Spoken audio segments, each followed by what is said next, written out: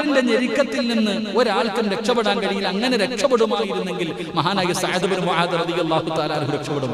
ആരാ സഹാബി? സഅദ് ഇബ്നു മുആദ് റളിയല്ലാഹു തആല. ഖബറിൽ കൊണ്ട് ഈ സഹാബിയുടെ ചരിത്രം നിങ്ങൾ എടുത്തു നോക്ക്. ആ സഹാബി മരിച്ചപ്പോൾ അള്ളാന്റെ അർശ് പോലും കുലുങ്ങി.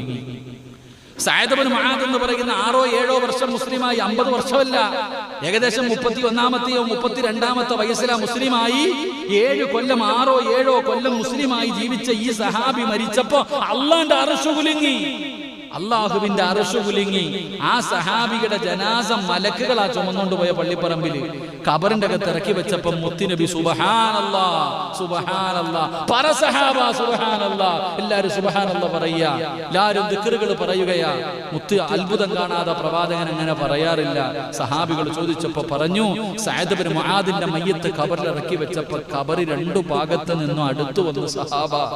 അവിടെ നിന്ന് ഖബർ 2 ഭാഗത്ത് നിന്ന് അടുത്ത്